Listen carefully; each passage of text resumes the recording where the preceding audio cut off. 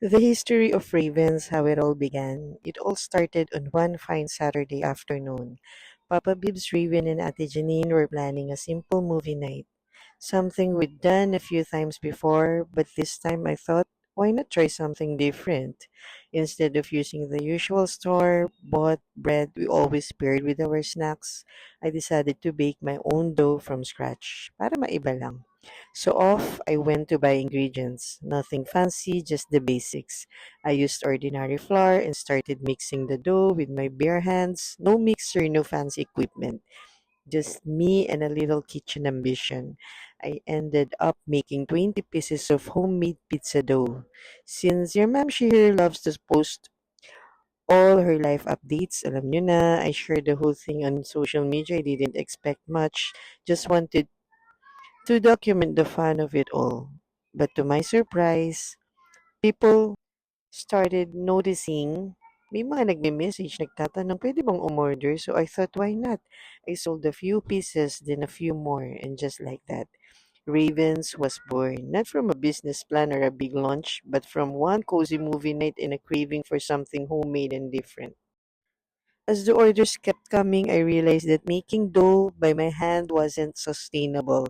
Nakakapos na kasi sa lakas, and I just couldn't keep up with demand. So we started looking for a supplier. But this wasn't just any dough situation. I wanted something different, something special that would set Ravens apart. So was in talagang bumuhos yung orders namin that time. Um, so we decided to put a cafe para i-partner dun sa pizza namin. We serve silog meals, burgers. So successful naman. But then unexpectedly one day bigla na lang nawala ang supplier namin ng pizza dough. I almost cried that time because pizza is literally the bread and butter of our cafe. Without pizza, the whole vibe and energy of Ravens just felt off. We had to scramble and look for another supplier. Fast. Pero kahit saan kami tumingin, walang makakapantay sa quality na hinahanap namin. Marami naman, pero hindi tugma sa standards namin. We didn't give up though. We kept searching until I found a Neapolitan-style dough supplier all the way in Cavite. The quality was spot on, but sobra naman kamahalan ng presyo ng crust. It was a tough decision balancing quality, price, and keep our cafe running smoothly. But that's the reality of running a passion project with high standards.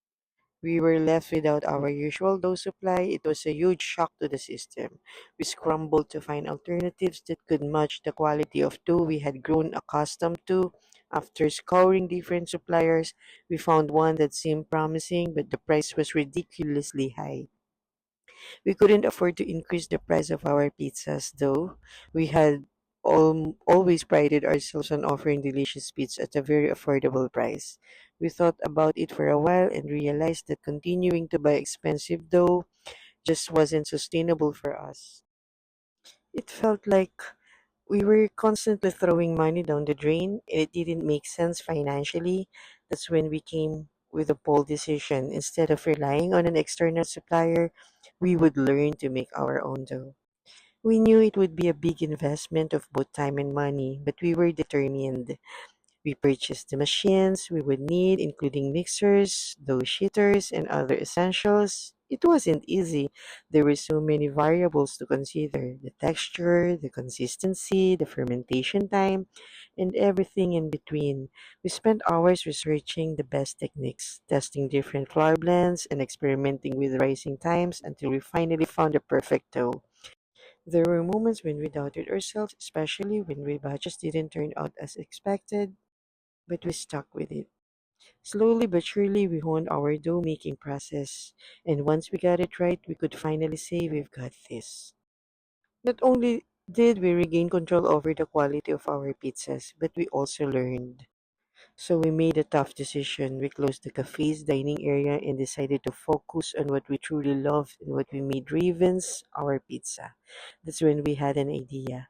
We invested in a spiral mixer, a big leap for us. Slowly but surely, we learned the process, experimented, failed, tried again until finally we created the dough that we were proud of. And then the magic started to happen. One client tried it, then two, then three. Word started to spread. Before we knew it, we were supplying pizza dough to restaurants, cafes, and restaurants, helping others serve great pizza while living out our own dream. That was our big break, not because it came easy, but because we earned it. From a cozy movie night to a full blown food venture, Ravens isn't just about pizza. It's about passion, persistence, and never giving up when the oven gets too hot.